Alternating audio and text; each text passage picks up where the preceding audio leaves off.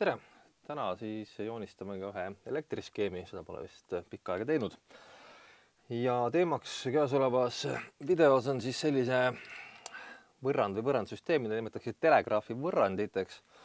Ja kes meie eriala õpib, see vähemasti ajalooga võiks nii palju kursis olla, et telegraaf oli siis üks esimesi sidesüsteeme. Elektrilist telegraafi oli tegelikult ka optiline telegraaf, nagu Chappee telegraaf näiteks.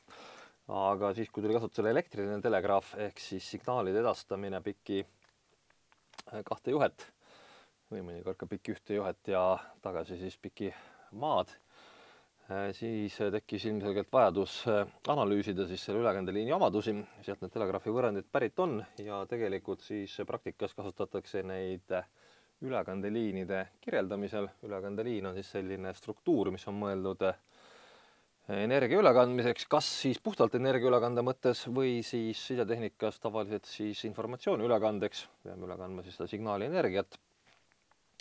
Ja tegemist on siis suunatud energialeviga või laineleviga suunatud süsteemis, ehk erinevalt levist vabas ruumis, siis laine ei saa minna kuhu ta iganes tahab, vaid siis kulgeb peamiselt pikki seda suunavat süsteemi.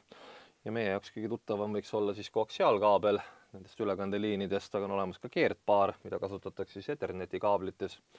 Olemas mikroribaliinid, mida võib trükkplaatidel kohata ja kindlasti ka veel muid. Aga põhimõtteliselt matemaatiline alus ja mudel on nende kõigi puhul sama ja siis seda käesolevas videos siis lahkama hakkamegi. Ja kui meil on siis selline väga realistlik ja esialgu lihtsana tunduv süsteem, nagu põhimõtteliselt siis ülekandeliin, mis kõige lihtsamal juhul koosneb siis kahest juhist. Teatavasti juba kinnine vooluring tahab tavaliselt saada kahte juhti, kui näiteks lainejuhtide puhul ei ole meil vaja alati kahte juhti, piisab ühest või piisab ka sellisest lainejuhist, kus pole ühtegi juhti. Ülekandeliinide puhul tavaliselt on vähemasti kaks juhti, võib olla ka rohkem. Ja on mõeldud siis energia ülekandmiseks punktist A punkti B, meie kontuuriruumis tavaliselt siis vasakult paremale. Nüüd vaatame siis kahte juhet, siis me saame välja kirjutada kohta aseskeemi, mis siis kirjeldab selle juhtme elektrilisi omadusi. Kuigi juhe tundub väga lihtne asi, siis tegelikult on tal siis üsna palju detaile, mida kirjeldada. Ilmselgelt, mis iganes see reaalsest materjalist see juhe on tehtud, on tal alati mingisugune takistus. Ja kui me lihtsalt takistusest räägime, me joonistame sellise skeemi tähise. Ja nüüd, kui me räägime ülekandeliinidest, siis nende puhul on tegemist seadmetega, mille kohta öeldakse, et on hajuparameetritega. Ehk kui meil on reaalne takist ja kuskil skeemist on selline pisikene komponent, mille omadus, see takistus on siis koondunud ruumis väga väiksesse alasse. Kui meil on tegemist juhtmega, siis juhe võib olla 10–100 kilomeetrit pikk ja see tema takistus on samamoodi hajunud kogu selle pikkuse peale laiali ühtlaselt.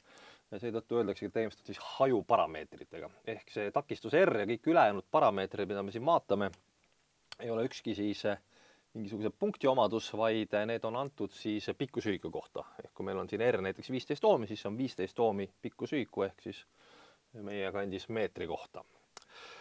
Ja nüüd samamoodi, kui mingit juhet läbib vool, siis ilmselgelt selle juhtme ümber tekib magnetväli, millest salvestub natukene energiat.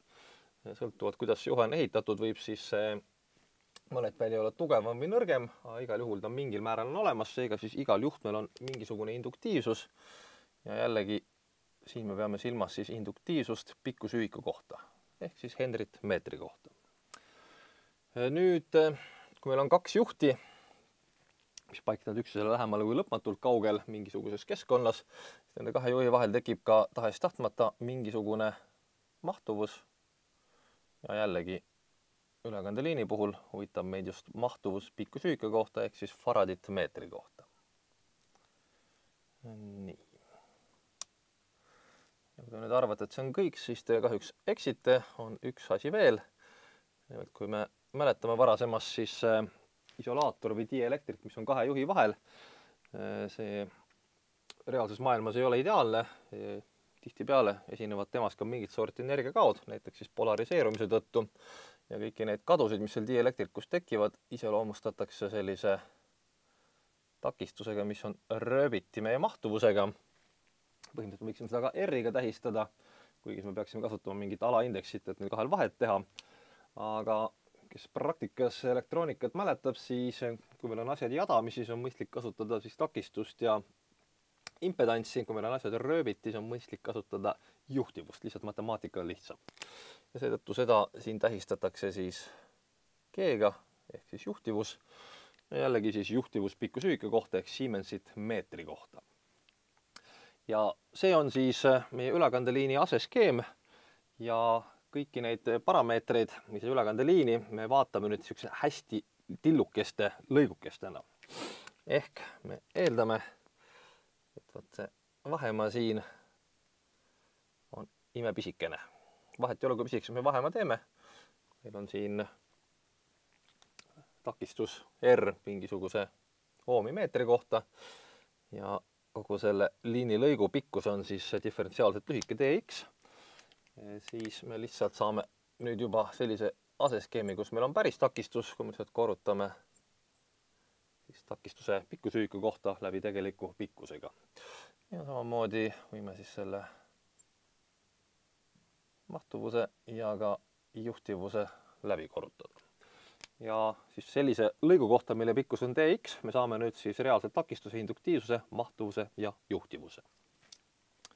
Ja vähemalt 2 nendest parameetritest on kindlasti mitte nullised. Teatud juhtudel siis R või G võib olla 0 või siis väga lähedal nullile. Praktikas nad loomulikult on kõik 4 parameetrid nullist erinevad. Nii, ja kui me juba siin ruumis kulgeme, siis tähistame seda liini algust siis koordinaadiga x. Ja tema pikkus on dx, siis ilmselt see liini lõpp on asukohas x pluss dx. Nüüd, kui me kasutame seda liini energia ülekandeks, tegemist on juhtmetega, see tähendab, et meil on siin mingisugune sisendpinge ja väljundpinge. Ja tähistamegi siis sisendpinget siin 2 klemmi vahel U-ga, sest see on muutuv pingesega väike täht. Ja kui meil on tegemist siis liinis leviva lainega või energiaga, siis ilmselt sõltub tema väärtus asukohast ja ajast. Ehk siin on ilmselge analoogia ühtlased osalainega, mis levib siis mingis ühes fikseeritud suunas. Et me tavaliselt valisime selleks suunaks Z-i. Antud juhul meil ei ole vaja lainevõnke tasandiga siin tegemist teha. Seega me võime kasutada lihtsalt X-koordinaati, kes tunneb mõnusamalt, võib X asemel endale Z-i kirjutada. Matemaatika, füüsika sellest ei muutu. Nii. Ja liini väljundis on pinge siis samal ajal X pluss dx d. Ehk siis asukohad on, eks ole, erinevad, aga vaatame samu ajahetki. Nüüd ka see ei ole veel kõik, nagu telepoe reklaamis öeldakse, et meil on täiendavalt ka voolutugevus. Eks ole, meil on mingisugune lõplik impedants, meil on pinged, järelikult selle tagajärjel tekib siis vool. Ehk meil tuleb mingi vool siia liini sisse ja teiselt poolt tuleb siis mingisugune vool jällegi välja.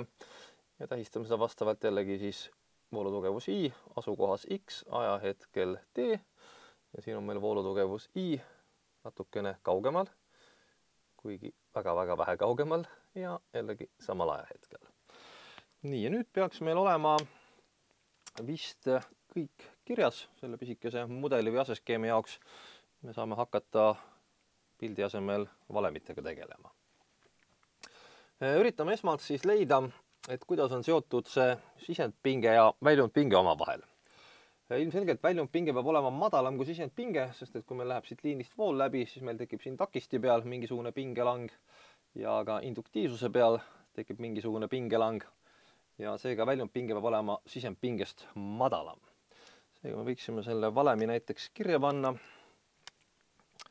Ehk siis väljundpinge asukohas X pluss dx, ajahetkel T, on ilmselt siis sisendpinge asukohas X, ajahetkel T, miinus siis pingelang, mis tekib takisti peal, ja see on väga lihtne.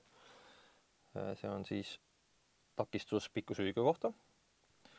Korda siis selle pisikese liinilõigukese pikkus, mis annab meile kokku lihtsalt takistuse ja pingelang on vastavalt Ohmi seadusele siis takistus korda voolutugevus ehk siis voolutugevus selles liinilõigukeses X T.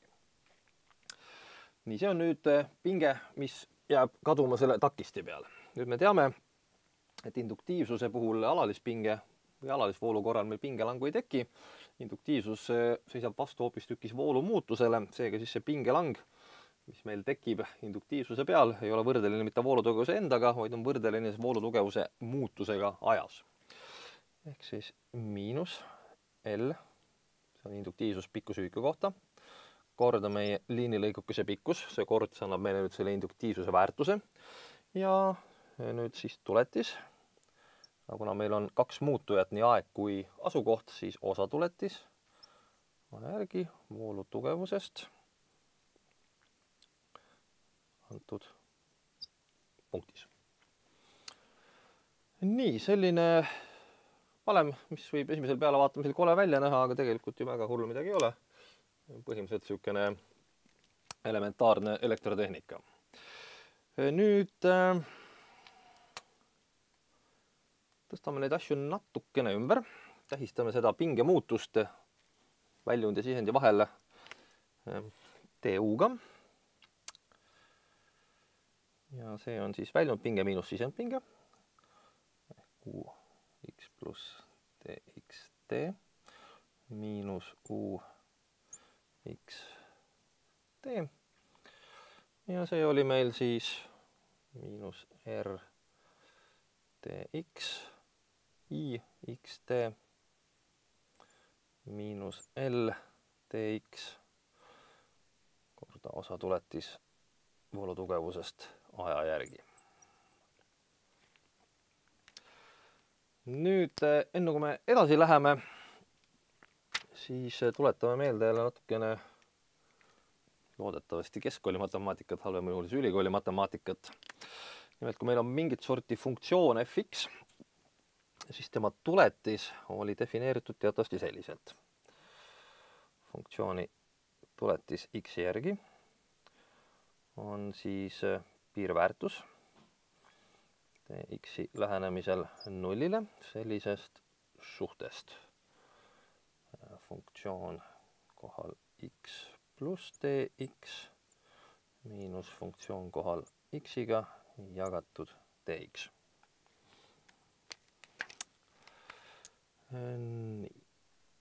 Nüüd, kui see funktsioon juhtumisi sõltub ka mingitest muudest parameetritest, on siis nii-öelda mitme muutuja funktsioon, siis sellisel juhul, kui me ülejäänud muutujad loome konstandiks ja ainult x-i muudame, siis sellisel juhul on meil tegemist osatuletisega, avaldis iseenesest jääb laias laastus samaks ja tema sisu jääb ikka samaks. Lihtsalt me teame, et sellisel juhul on selle funktsioonil rohkem tuletisi ja siis siia me võiksime kirjutada siis selle osatuletise märgi. Parempoolne osa jääb ikka samaks.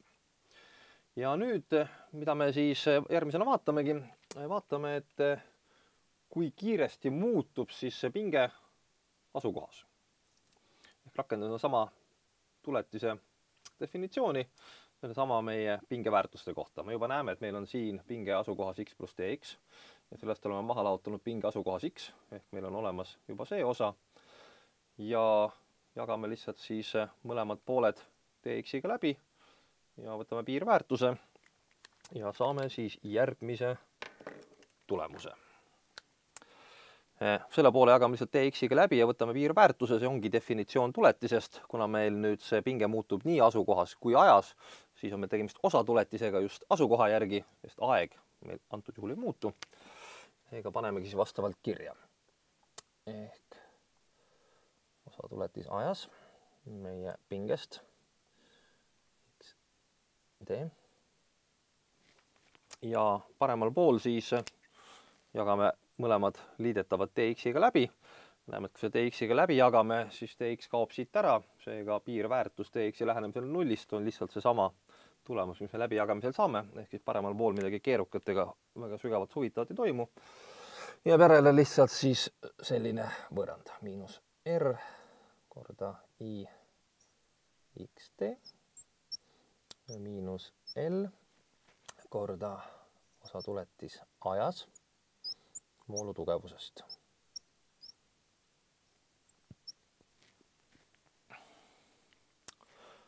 Nii. Ühest küljest mida me siin nüüd näeme?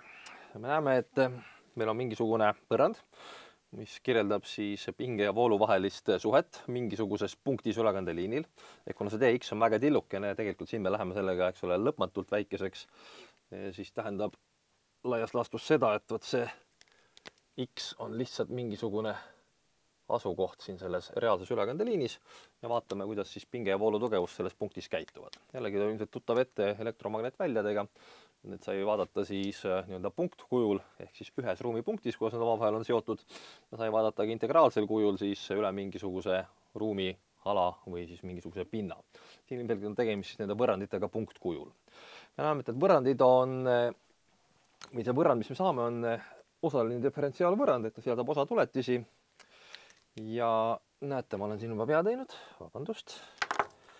Ja siin me võtsime siiski osatuletise ruumi koordinaadi järgi. Niisiis, ehk meil on seotud omavahel siis pingetuletis ruumis voolutugevuse tuletisega ajas. Ehk siis selline keskmiselt keerukas situatsioon ja vähemasti selle võrrandi lahendamiseks on meil kaks tundmatut, voolutugevuse pinge ja ainult üks võrrand, ehk lõhnab, et sellest veel ei piisa. Ja seega me saame väga analoogiliselt tuletada teise võrrandi, mis seoks siis omavahel jällegi pinget ja voolu, aga selliselt, et nad on oma olemuselt põhimõtteliselt nüüd olemuselt või asukohalt kohad ära vahetanud. Nimelt jällegi me võime veenduda, et väljundvool peab olema väiksem kui sisendvool, sest sisendvool peab siin punktis hargnema, osa läheb läbi mahtuvuse, osa läheb läbi selle juhtivuse ja mis järgi jääb, voolab välja. Seega siis väljundvool on ilmselgelt nõrgem kui sisendvool. Jällegi siis voolu tugevus läbi juhtivuse on siis põhimõtteliselt pinge ja kordaja juhtivus ehk pinge jagatud takistusega. Juhtivuse takistus on teatavasti pöördvõrdelised. Ja samamoodi me siis teame, et mahtuvuse korral on voolu tugevus läbi kondensaatori läbi mahtuvuse on võrdeline siis pingetuletisega ajas ja selle mahtuvuse korrutisega. Ehk kui me kõik need asjaolud kokku võtame, siis me saame teise võrrandi ka ja see teine võrrand näeb matemaatiliselt väga sarnane välja. Kui meil on nüüd voolu tugevuse tuletis ajas, siis see on miinus juhtivus korda pinge miinus mahtuvus korda osa tuletis ajast ja ilmselt arvasid juba õigesti pingest. Meil on tegelikult võrrandsüsteem, tõsi, ma kirjustan selle ühe poole nüüd siia alla ja teise poole üles. Võime ju üritada siia need loogilised sulud selliselt välja kirjutada. Ja nüüd on meil põhimõtteliselt kaks tundmatut, voolutugevus ja pinge. Meil on kaks võrrandit ja kõik need ülejäänud parameetrid R, L, G ja C, me eeldame, et need kirjeldavad meie konkreetset ülekandeliini. Need on määratud selle ülekandeliini ehitusega, põhimõtteliselt mis materjalist ta tehtud on, mis kujulised need juhid on ja kuidas nad üksteise suhtes paiknevad. Et need antud mõttes on siis teadaolevad konstandid. Ja et oleks kuidagi mõnusam, see oleks väga tore, kui meil oleks üks valem, mis siis kirjeldaks kas ainult pinge muutumist ajas ja ruumis või ainult voolutugevuse muutumist ajas ja ruumis. Ja selgub, et see valem on täiesti leitav. Trikk on siis selline, et me peame võtma veel osatuletisi ja nimelt võtame sellest esimesest valemist tuletise x järgi ja voolutugevusega algavast tavaliselt võtame osatuletise aja järgi.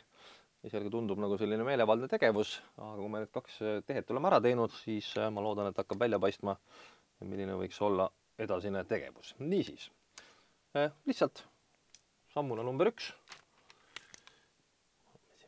Kirja. Võtame osatuletise kogu sellest võrrandist, mõlemast poolest loomulikult asukoha x järgi. Nii, kui me võtame nüüd osatuletisest osatuletises, me saame lihtsalt teistjärku osatuletise, ehk siis vasakule jääb teistjärku osatuletis x järgi pingest liinis. Nüüd paremal, sellest me ei ole veel siiamaani üldse tuletist võtnud. Nüüd siis on R korda osa tuletis x järgi ja see on siis meie voolutugevusest. Nüüd L-ist meil on juba osatuletis võetud, aga aja järgi, nüüd me võtame ka ruumi koordinaadi järgi, ehk siis on tegemist teist järku sega osatuletisega. Ja seda pannakse siis kirja selliselt, jätame induktiivsuse ette. See ruudukene siin näitab, et on tegemist siis teist järku tuletisega, aga see ei ole alt ühe muutu järgi, vaid enne oli võetud aja järgi. Ja nüüd võtame asukoha järgi ja jällegi voolutugevusest. Nii. Tegime operatsiooni ära ja võib-olla esmapilgul ei tundu kõige parem. Aga teeme kõigepealt teise sammu ka ära ja siis vaatame edasi. Nüüd sellest võtame omakorda siis tuletise hoopistükkis aja järgi. Me näeme, et kohe algame sega osatuletisega, on teist järku osatuletis. Ja kuigi algselt võtsime siit X järgi, nüüd võtame aja järgi. Aga me teame, et korrutamine on multiplikatiivne, et vahet ei ole, mis järjekorras me korrutatavat paneme. Seega ma kirjutan praegu meelega selle osatuletise aja järgi esimesena ja ruumi koordinaadi järgi teisena. Ja ma loodan, et kõik said juba aru, miks ma seda tegin.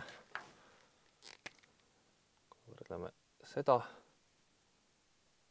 siis me põhimõtteliselt näeme, et me praegu arvutame välja, millega see osa on võrdne. Nii, lähme edasi. Sellest pingest ei ole meil millegi järgi veel tuletist võetud, seega lihtsalt siis miinus G osa tuletis aja järgi pinge tugevusest selles meie valitud punktis X. Nii, ja siin on meil juba olemas üks osa tuletis aja järgi. Nüüd võtame uuesti osa tuletis aja järgi, seega me saame siis teist järku osa tuletise ühe ja sama muutuja järgi, ehk siis aja järgi. Okay. Lihtsalt, et oleks kõik väga ilus ja ühtlane, ma kirjutan ka siin mahtuvuse ette. Kuigi tegelikult see järjekord ei ole oluline, sest me eeldame, et see mahtuvus on meil konstantne, vähemasti ei muutu ajas. Kuigi ta võib sõltuda tegelikult praktikas sagedusest ja kui liin ei ole ühtlane, siis ka pikki liini liikudes asukohast. T-ruut ja jällegi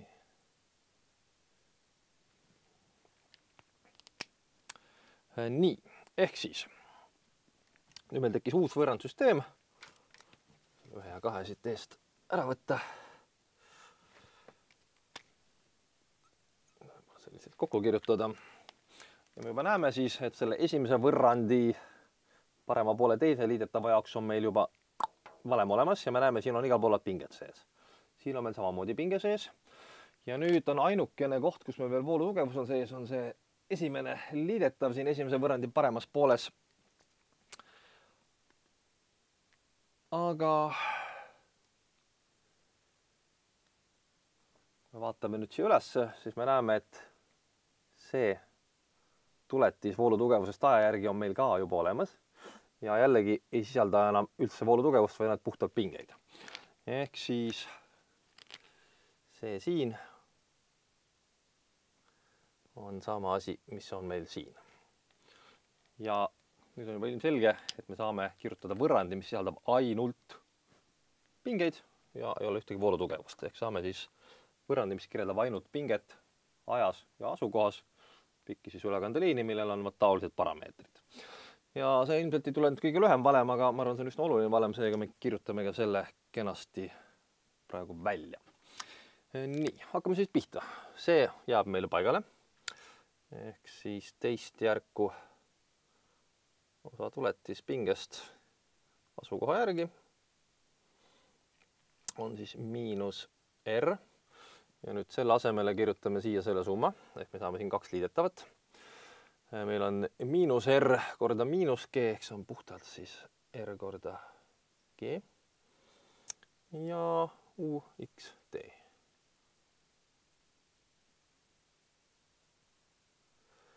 Nii, pluss R korda C ehk miinus C korda miinus R. Ja siin on siis veel tuletis aja järgi, aga õnneks jällegi ainult pingest endast. Nii, ja nüüd peame sellest maha lahutama veel selle teise osa, miinus L. Ja jällegi näeme, et selle teist järku sega osa tuletise esimene osa on siis miinus G korda osa tuletis pingest aja järgi. miinus L ja miinus G annavad kokku jällegi plussi LG ja meil on jällegi tuletis aja järgi ja jällegi meie pingest. Juba näeme, et need kaks tükki saab tegelikult omavahel kokku võtta. Selle RC pluss LG saab tuua kuskile sulgude ette.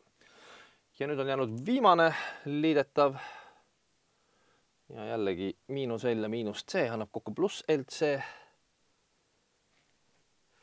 Ja siin on meil nüüd teist järku osatuletis ajas, aga õnneks jällegi sellest samast pingest. Ehk siis, nagu ma juba mainisin, selle osa saab veel lühemalt kokku võtta, kui meil soovi on.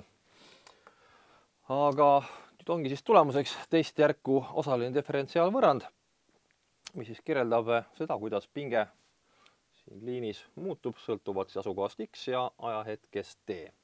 Ja jällegi, kui tuletame meelde näiteks valemit ühtlase tasalaine kohta vaakumis või erinevates keskkondades, siis see ei olnud päris sama, aga on sarnasusi. Esimene oluline sarnasus on see, et meil on selline diferentsiaalvõrrand, kus on sees nii aeg kui asukoht. Kuna meil on tegemist suunava süsteemiga, me oleme defineerinud, et see kaabel kulgeb just X-telje suunas, siis meil on praegu ainult siis asukoha muutus pikk ühte telge. Põhimõtteliselt me võime seda kaablit keerata suvalises suunas. Ja tegelikult võib siin olla siis asukoht X, Y ja Z koordinaadina antud. Meil on praegu siis targalt valitud süsteem, et on natuke lihtsam asi. Mis on põhimõtteline see, et meil on siis teist järku osatuletised ruumikoordinaatide järgi. Ja samamoodi on meil valemis siis teist järku osatuletis aja järgi. Ja iga kord, kui me sellist võrrandit näeme, siis me võiksime juba teada, et see vihjab mingit sorti laineomadustele. Tegemist on siis lainevõrrandiga. Nüüd teeme selle asja pisut lihtsamaks ja vaatame sellist lihtsustust nagu siis kaovaba liin. Ehk eeldame, et sellel liinil puudub takistus ja sellel liinil puudub ka siis juhtivus, mis on tingitud kadudest dielektrikus.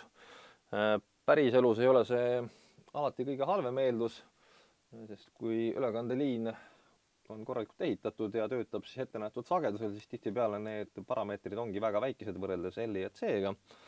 Ja seega ta käitub peaaegu nagu kaovaba liin. Ehk siis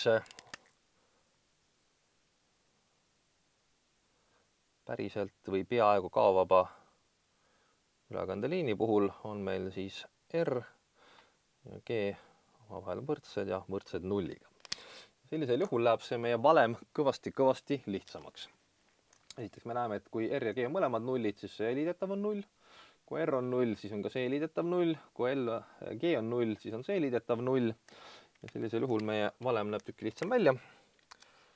Ehk siis see teist järku osatuletis asukoha järgi pingest on lihtsalt võrdne konstandi nagu LC ja teist järku osatuletis ajas.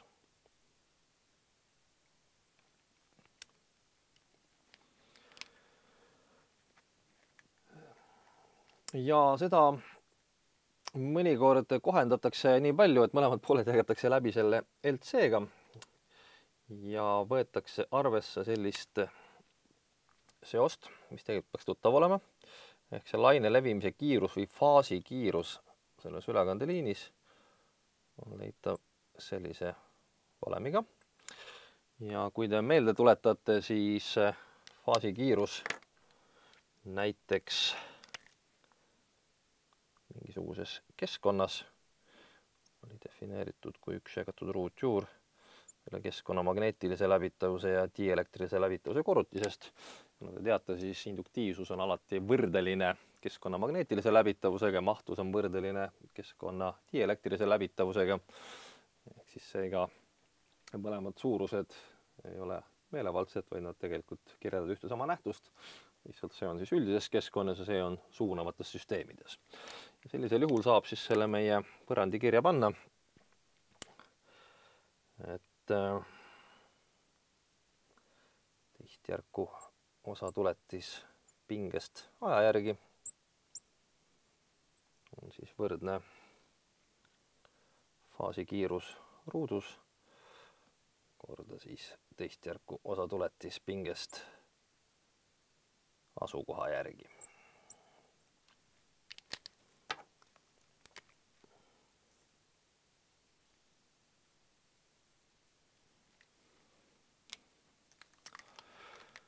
Nii, see oli siis põgusalt telegraafi võrrand.